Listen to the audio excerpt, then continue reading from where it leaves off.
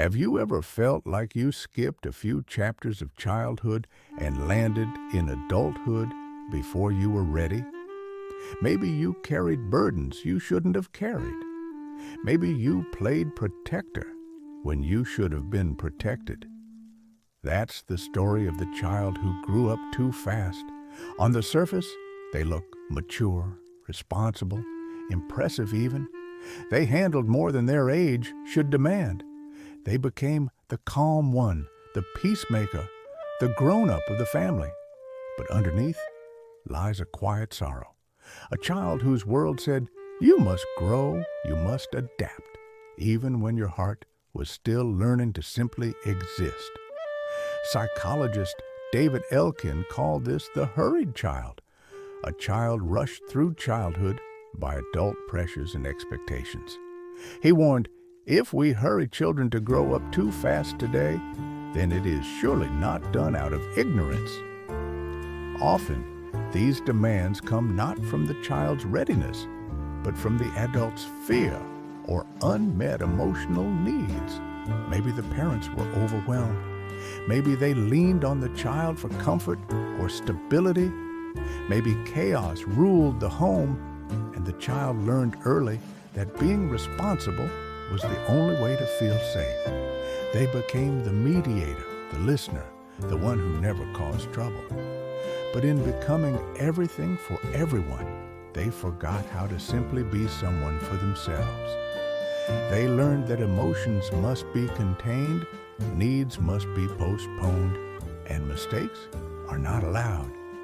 They became tiny adults with adult-sized guilt.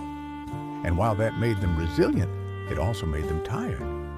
Because being hyper-responsible is just anxiety wearing a mask of maturity. As one observer put it, children who grew up too fast often become adults who don't know how to rest.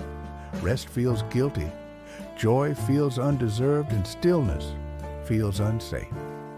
Their nervous system equates peace with danger because it never learned what calm feels like.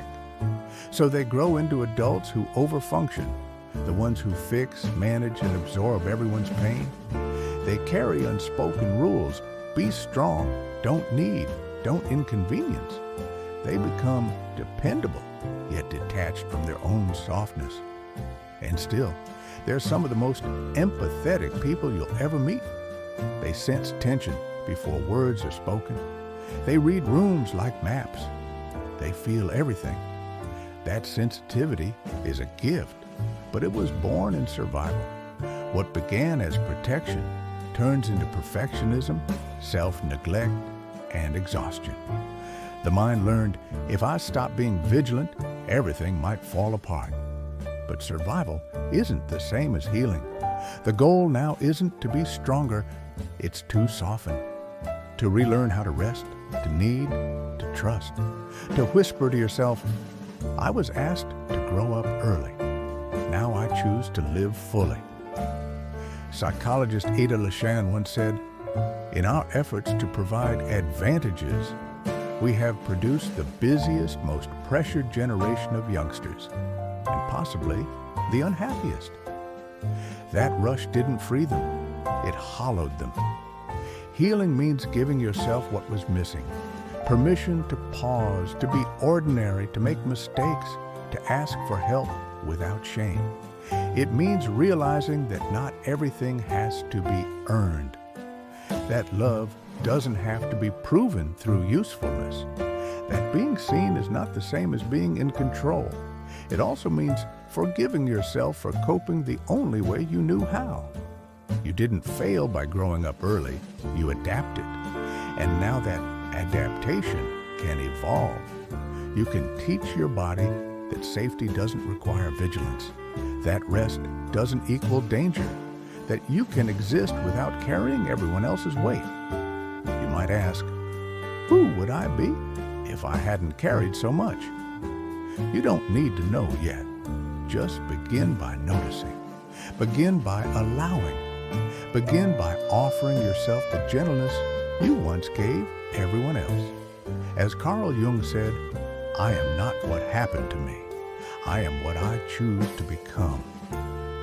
You don't have to keep repeating the story of the hurried child. You can write the next chapter slowly. Because growing up too fast doesn't mean you must keep sprinting. It means you learned early how to run. Now you get to slow down. You get to breathe. You get to say, I was more than responsibility. I was also a child.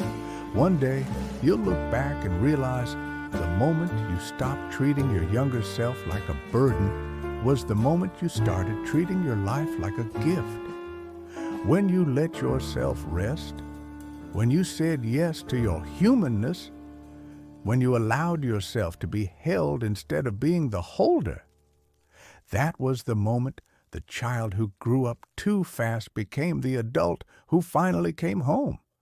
You don't have to hurry anymore. You don't have to prove anything. You just have to be human, and human is enough.